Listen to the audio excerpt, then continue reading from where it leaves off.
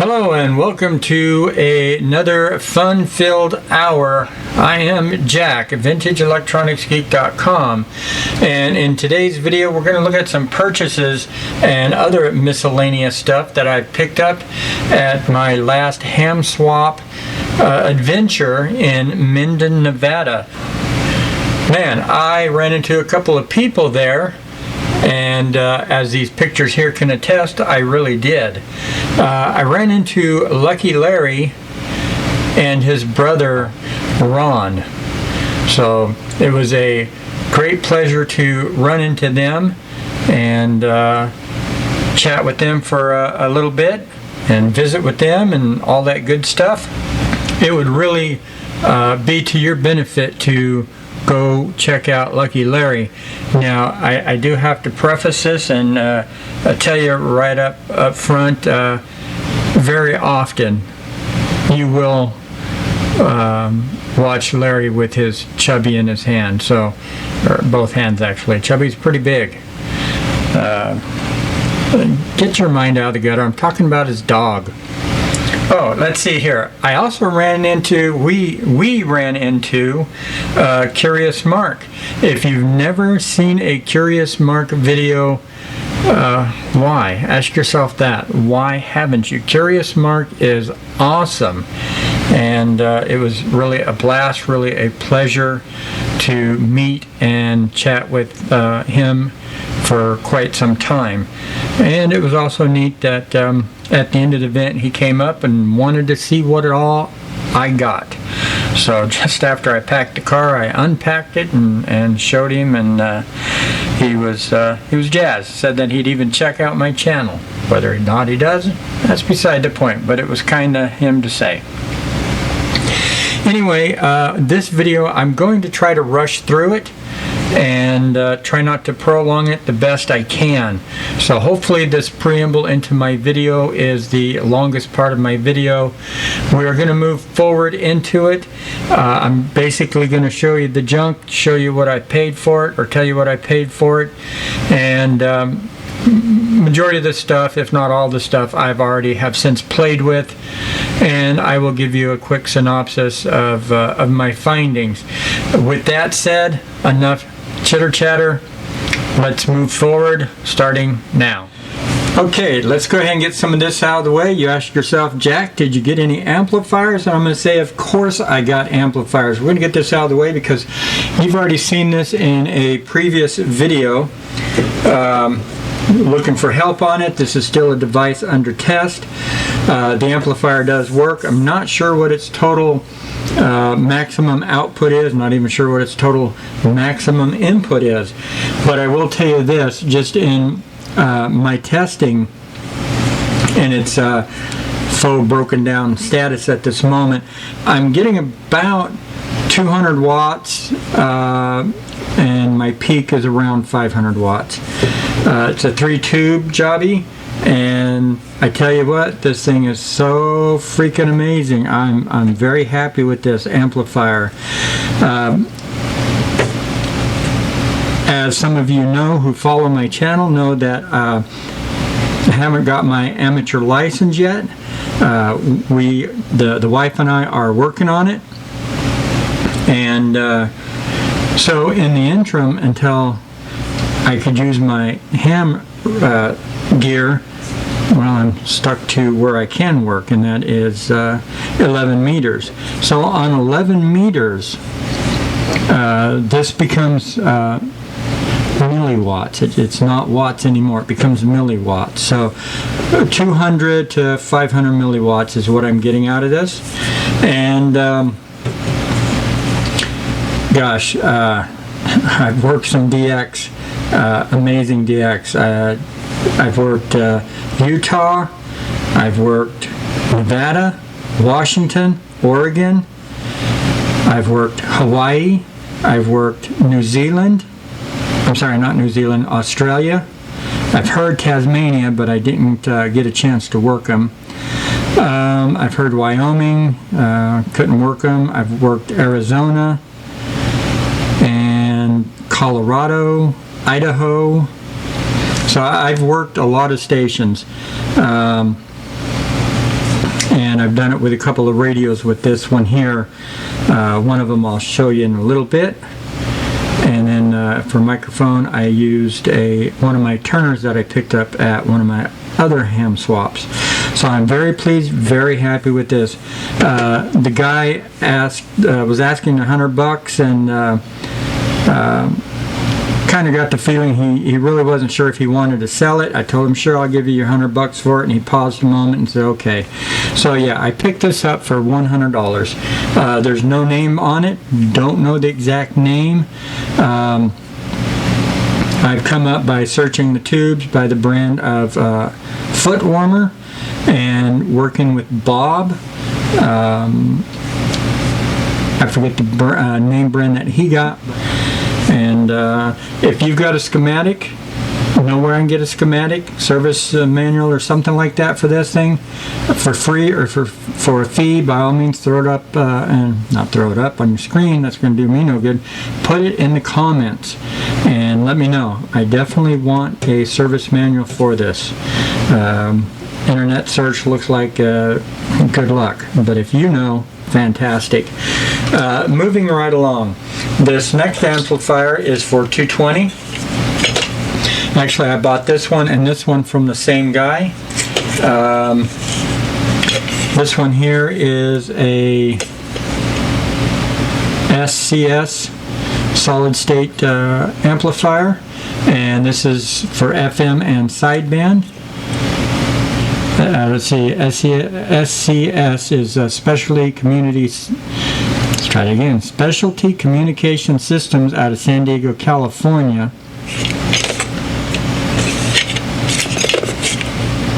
And I thought it was, yeah, 10 watts in, 70 watts out. Have not tried this one yet. I need to dig my 220 rig out, but I suspect it does work. Oh joy. Anderson power plugs. I'm sure they're great. I hate them. They're not common to me because I don't have any, other than on other stuff I've bought. Now I need to buy. Alright, so set that aside. This amplifier I have played with. This is a really nice big fat amplifier. Now when I say I played with this, let me rephrase that. I have tested this. Everything into a dummy load. A big dummy. This here is made by TPL Communications. It's a model number PAG-1 Alpha Echo.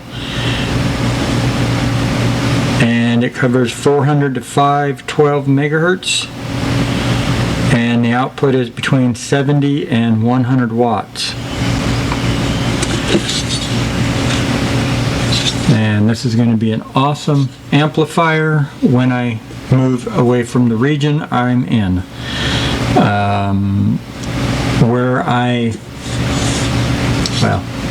In the area of California I live, I'm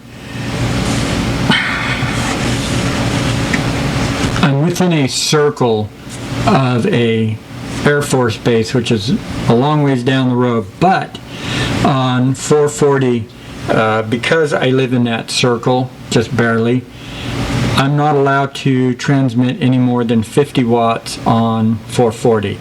So that's a power restriction that I have. So one day in time I'll get to actually use that full bore, or just turn my if I'm able to turn my transceiver down to where I'm only getting about 50 watts out, then I'll be able to use that. This next amplifier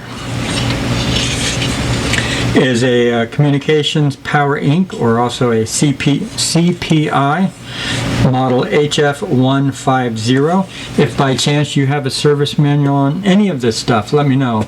Especially this guy right here. I cannot find one on this neither. This is I believe 150 watt amplifier, and this is good for HF.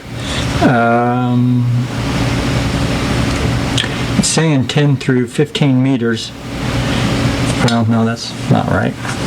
I'm reading it wrong because down here we see that it goes all the way down to 80 meters. So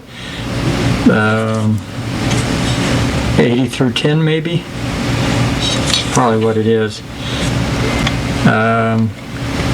Normal position 10 to 15 meters. Okay, that's what it is. I'm just misreading. So yeah, 80 through 10 meters amplifier, and it's got a power amp, receive amp, and AM sideband, and then it's got filters here where you could select 80, 40, or 20. I'm not sure exactly what that does. I don't know.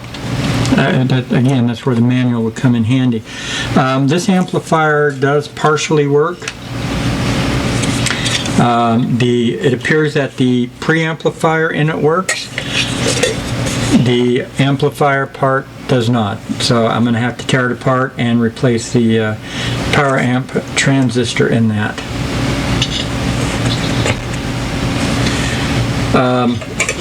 I forgot to tell you, these two amplifiers right here, those two, the guy wanted 50, I offered 40, he took it. This amplifier, 10 bucks, I paid the 10 bucks. It was well worth it to me. So I'm happy with those purchases, and I'm looking for more amplifiers. You can never have enough amplifiers. Over. I bought these radios right here. I bought a lot of stuff from one particular seller, and I'll be doggone if I can remember his name or his call, but the guy was awfully generous to us, and like I said, we got a lot of stuff from him. Let's call him Fred, because I can't think, I don't know what his name was. So throughout the video, when I mention Fred, you'll go with it, you'll understand. The next radios here we bought, two of them, as you see, these TYT TH7800s, and these are dual band 2 meter 440 transceivers, complete with mounting hardware and all that good stuff. I even got the remote programming cable and software. As you see, they were marked $50 each. That's not what I paid for them. Of course, I'm sure you've come to know that already. Looking at them, he said, "You like them?" I said, "Yeah, think about buying them, maybe." He says, "How about $40? I thought, okay. And then he said, for the both of them. So I ended up only paying $20 each. So I thought that was a bargain. And like I said, they're practically new. I tore one out and I hooked it up and fired right up, no problems. Sounded good. So one will be going in my truck and one will be going in the wife's rig. So that's awesome possum sauce. Okay, also from Fred, I bought this radio, and I went ahead and paid full asking price on it. It was cheap enough, it was fair enough. $15. And I figured even if it was just parts, it's well worth $15. Brought it home, tested it out. Oh, what is it? It's well, it's a Cobra 135 XLR. It's a 40 channel sideband CB radio. Sports a clock. Clock does not work, so I'm gonna have, when I tear it apart, I'm not a clock technician, so best I could do is smack it a few times, see if it works or not. This radio had dirty knobs. They became self-healing over use. I've really come to enjoy this radio. This thing sounds good, and with this radio I did a lot of DXing. With this radio I talked to Hawaii and I talked to Australia with that amplifier in line. I wired up one of my turners to it and had a lot of great report with this radio. Very happy with it. We'll tear it apart and we'll clean this all up and do it right and see if I can get the clock going. I did get the original power cable with this. he gave me a handheld microphone, not a Cobra, and not wired up for it, so that's okay. The amplified mic works out just ducky. So, also from Fred, I bought this Realistic Pro 2001 scanner. Asking price on it was $10. I went ahead and paid the full asking price, had no problems with the price. It was a good price. I've been kind of looking for this scanner and haven't been happy with the prices that I've seen on eBay, and so like I said, for $10 I'm happy, and we will revisit this radio in a later date and time on my channel, and I think you'll like it. The radio works, have no real issues with the radio. Like every old thing, you know, the switches and knobs and everything will need to be cleaned, but outside of that, it works. Okay, this next lot I also picked up from Fred. The wife grabbed this. This is a NewSat SP-6000. It's a digital satellite receiver, USB programming, blah blah blah blah.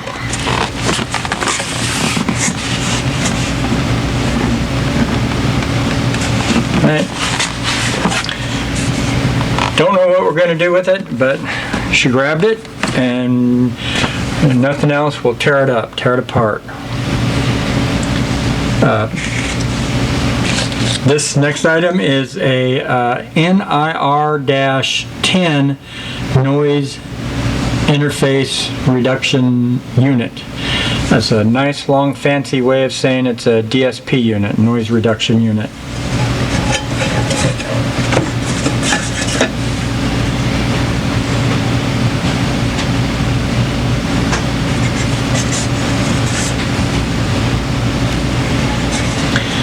I'll say this, I'm not all that impressed with that, especially if you compare it to the last one I bought at the ham swap. This thing here fails in comparison. Got a rubber duck antenna. He said he believes it's a 2-meter 440. Never have enough rubber ducks, I guess. This one here is only part of an antenna system. This is, even though the paperwork says it's the Meldal HMC-7C, that's just the paperwork that is. This actual part is a Meldal HMC-6S, and this is the bottom part. These two sections are the bottom part of a mobile HF antenna. So yeah, incomplete. That's an NMO mount. This here is also a NMO mount, and this is made by MaxRad, and it's a antenna. I don't know what frequency it covers. I haven't yet put it on my VNA, but just calculating the length of the stinger here, I surmise it's for around, was it 212 megahertz? Somewhere in there. I forget now. Went to this event at the time of this recording probably 2 weeks ago, so not everything's fresh in my brain. Anyway, what did we pay for all of this? That's right, nothing. Not a thing. Gave it all to us. I was looking at it and said, you could have that. Okay. Picked that up, and I started asking him, do you know what frequency they cover? And he said, no I don't, and you could have those too, those are free. And this was sitting in a free pile, so free. What can you do? Thanks, Fred. This here is a purchase from Fred. The wife went ahead and bought this, and we did not mind paying the price for it. Yeah, it's probably an overpayment of what it is, but as you've seen so far, and as you will see in the rest of this video, Fred did us right. And so we couldn't complain. Cannot complain one bit for paying the money we paid for this. This is a little cheap, cheesy, one of those things. It appears to work. I haven't flown it yet. I did charge this up. It's really hokey pokey.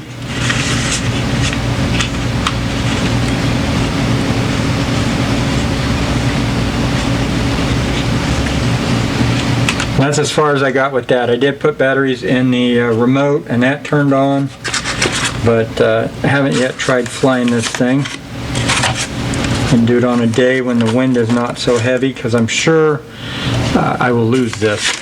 It's no big deal, but anyway, $15, 1.5. That's what the wife paid for that. Here's another purchase from Fred, and I'm really happy to have this radio in my arsenal. I wanted a backup HF rig, and I was kind of hoping for a bass most time around, but I ended up with the mobiles, and it's okay. I'm okay with it. Especially considering the room constraint, the real estate constraint I have here in my office. Realistically, mobile radios are going to work out better. So this was supposed to be a backup to the ICOM, because I really like my ICOM 706, and I'm looking very much forward in using the ICOM 706. However, this radio here kind of inches above that radio, and so now the ICOM will become a backup to this radio. This radio here is a Yaesu Ft-301 Delta. This is a quad band radio. It covers HF, 6 meters, 2 meters, and 440, all of them being all mode, AM, FM, sideband, CW, and all mode, any band.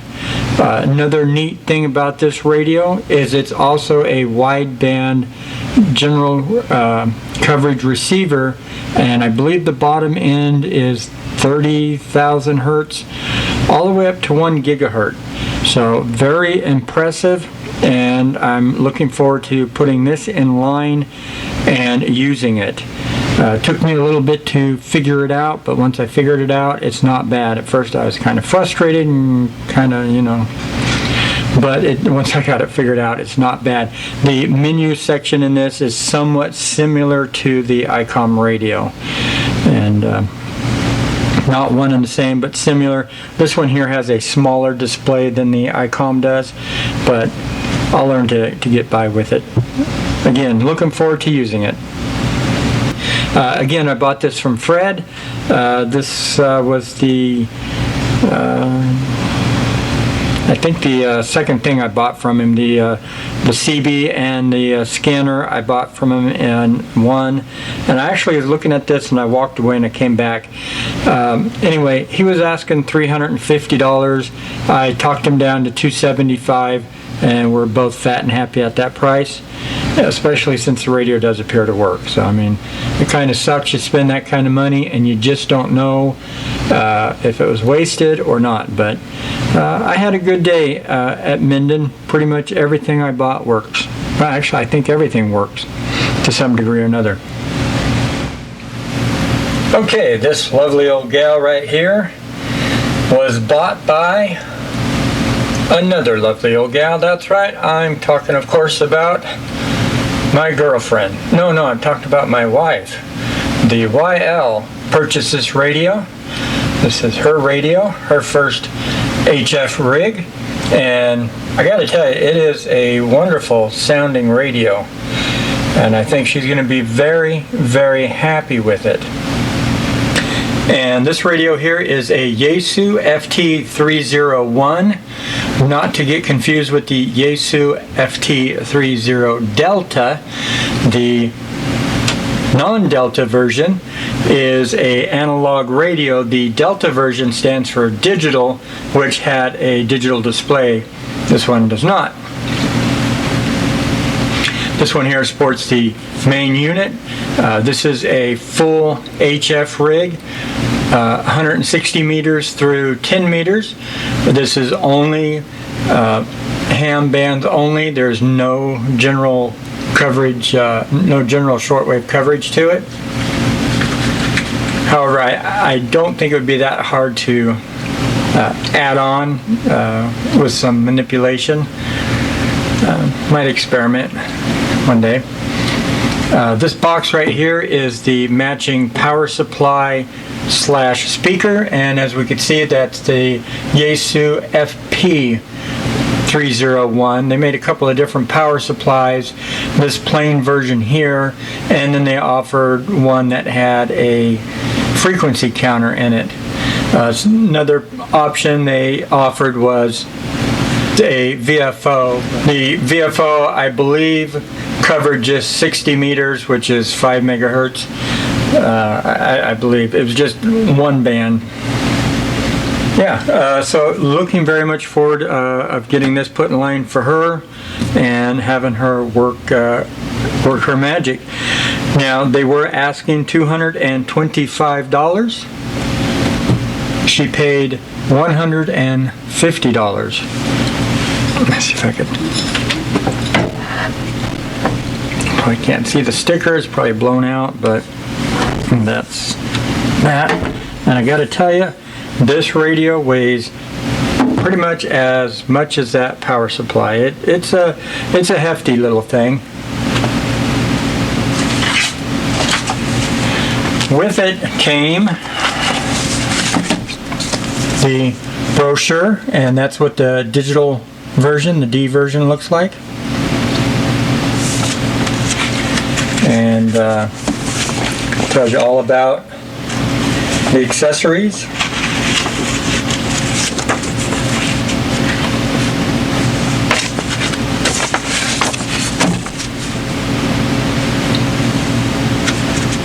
Apologize, my arm is in the way, but it is what it is.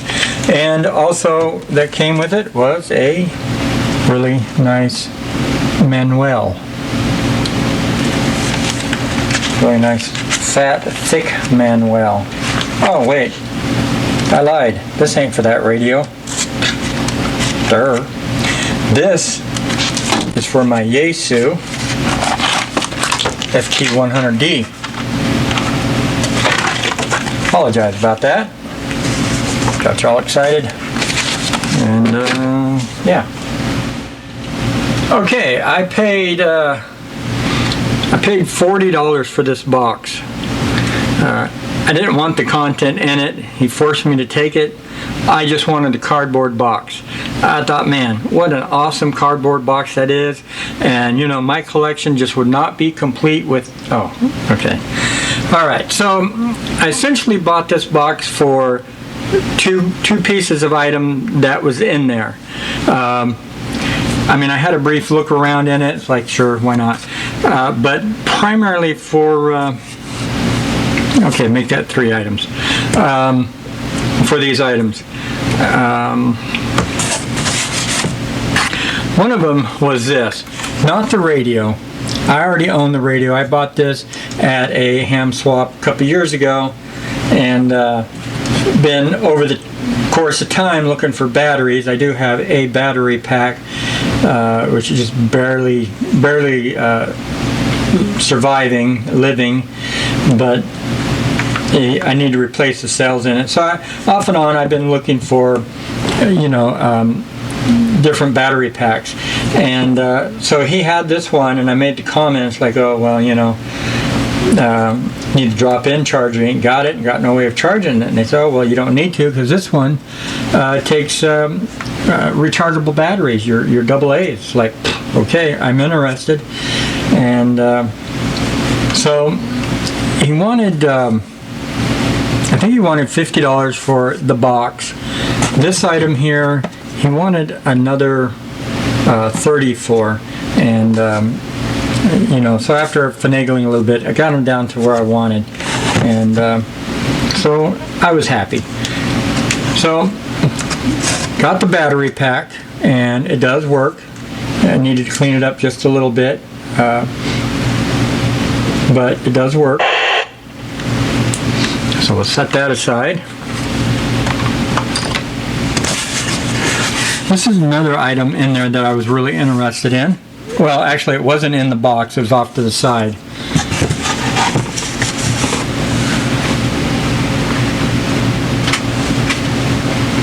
That is a Sony Wavehawk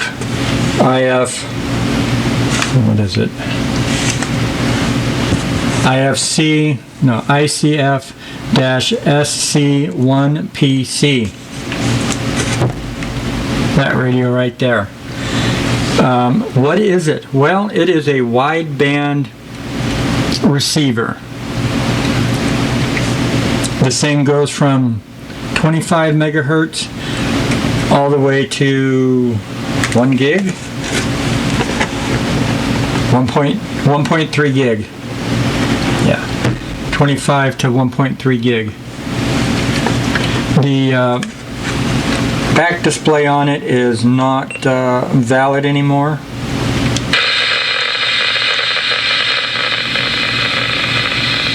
But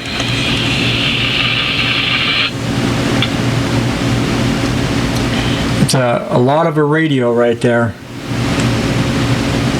This is computer controlled. Whoops. Almost ripped the knob off. Power is a push button. It's programmable through the computer or directly. It did come with the computer cable, does not have software, so I haven't had a chance yet to search for the software, but I'm glad that it came with everything. Otherwise, I thought the antenna was breaking down because it was sticky. Well, after I cleaned it, it was no longer sticky. So very glad to have this. So between this radio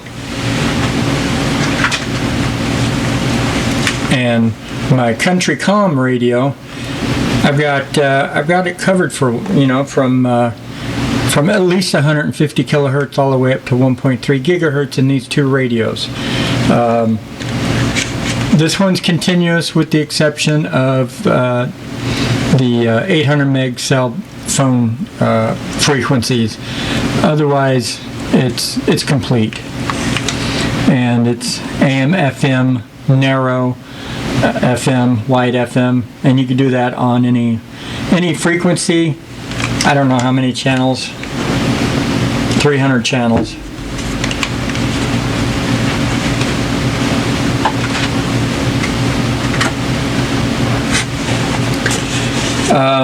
I've listened to it. It's not bad little radio. The speaker quality, you know, hook it up to an external speaker. I'm sure it'll sound better. I've ran it in the car. Yeah, you really won't be able to hear it that much in the car. Also in this box of junk, I got a Leather Kenwood. This is a TR-2400. This is a 2-meter HT. The radio does work. However, the display, the coating on it has all fallen off. So, punch in your frequency and good luck. But it does work. I may try finding another one, junker, that I could rob the display from and take the two and make one, or I don't know what I'm going to do with that. This right here is the drop-in, one of the drop-in chargers for this radio, and this radio here is the Kenwood TR-2500, and so they're able to charge the battery up with this. So now if I get a genuine Kenwood battery pack for these, for drop-in, I'm good to go. They made a desktop charger as well. This one I think was designed to be more of a portable use. I think. Yeah, input 13.8 volts. So Yeah, mobile stand. I think it was designed, it had like a belt clip kind of thing that you could stick it on your door or something in the car and just drop your radio in, kind of like a work radio back then. If you're old enough to remember radios back then that's kind of along the same thesis, same theory.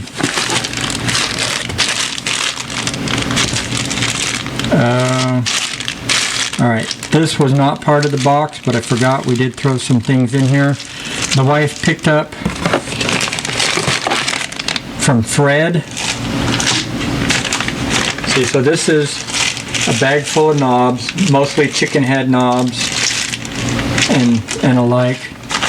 This here is a bag full of potentiometers, 10 turn or however many turn pots they are.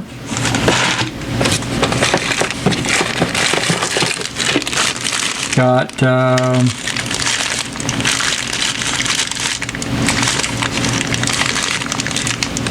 well, there's 2 jacks and three spare covers for old radio communication. Okay, here is, this is the bracket either for this radio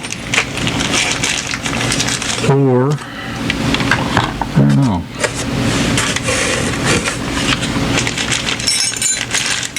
Nope. Has to be for that radio with lanyard. I have to go through the owner's manual of that radio to see if indeed this was an accessory for that radio, just to confirm. And then the wife also got locks, a couple of locks and keys. Apologize if I'm not showing that in the camera very well. Got those from Fred. Fred said, they're free, they're yours, take them. Okay, back to this box. Now this is awesome. I've got a couple of these already, but here's one that appears to be brand new. I say appears, I haven't even opened the box. I just opened the box. And that's what it is. Have the bracket in there. Nope. Oh, yeah. There's the bracket. And yes, this is the amplified speaker. We have the power cable here and the input. So the only thing that we're really missing is there was a cable that came with this that plugged into here. It's just your standard 1/4 inch. So nothing too hard to get. These things, man, these are very loud and proud. Like I said, I've got a couple of these back in the 80s. I used to run these in my truck. So if you have a vehicle that is kind of loud and noisy and you can't hear too well, this is what you want. These very good speakers, and I guarantee you they'll give you a headache. And here we also have another external speaker.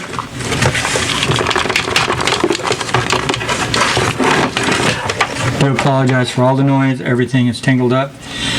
This is a President AR711-SX speaker.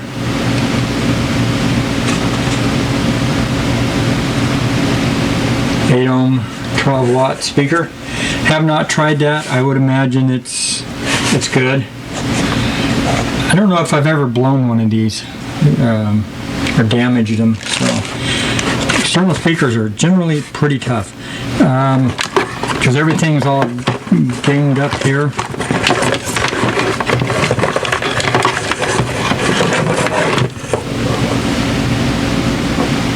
Oh, okay. I think this is the power cable for this. It does appear so.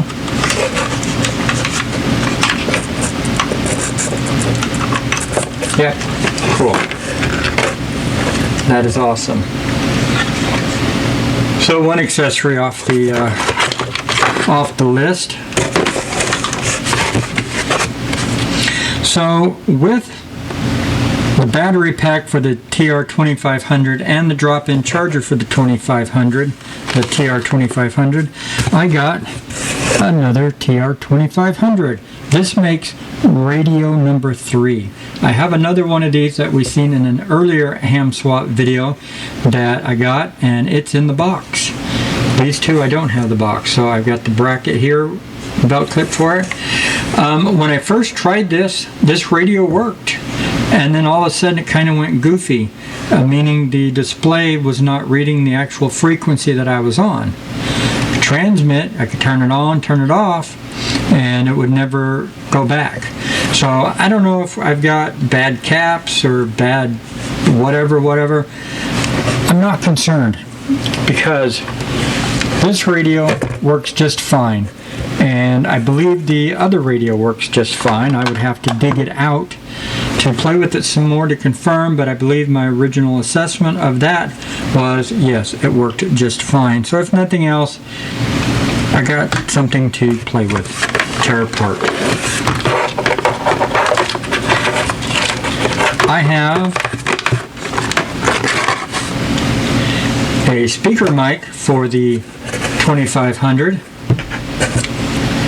This is model number SMC-25, and as far as I know, it's only for this radio because the spacing of the two prongs there. Apologize if my audio gets too hot and too soft. I am kind of standing by the microphone. Still trying to get the thing figured out with all the controls and spacing and, you know, all that stuff. So that's how it goes. Yeah, the cord's a little stretched out, but it will go back together, I'm sure.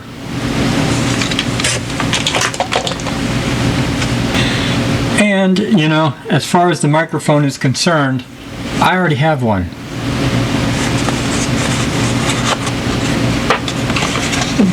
Did not get this at any swap. I actually bought this off of eBay.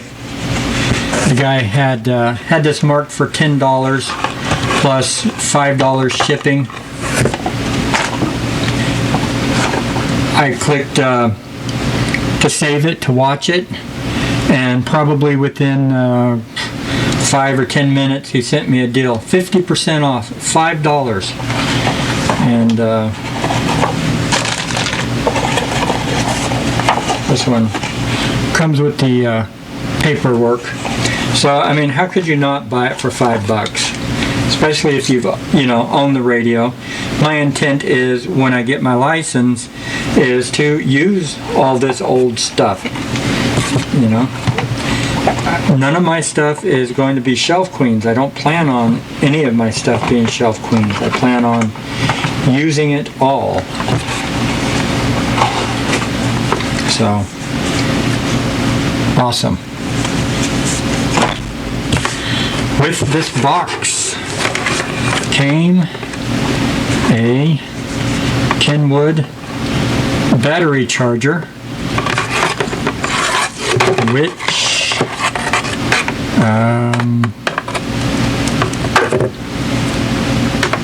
let's see, okay, so that goes to the speaker finally. So where does this little gunny beggar? Oh, I think this one goes into the battery. Right? I don't have a power jack on this.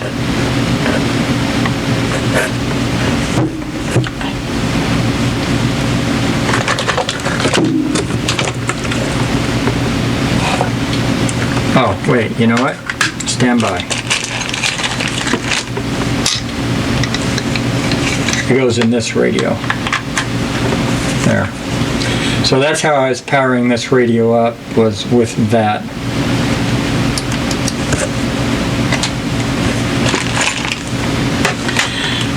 I also got a rubber duck, and I do believe this is for one of the Kenwoods. I would have to look at my other Kenwood in a box to to see what that antenna looks like, because with this Kenwood, I've got this antenna, and this is a Larson's duck. And I need to put that on the VNA just to confirm that is a 2-meter antenna. I don't know. Or, well, I thought maybe it had a number on it. It don't. And one last thing in this box. A soft case. And the instructions for the battery box that I got, apparently. So, forgot all about that. And he included this soft case for one of these radios.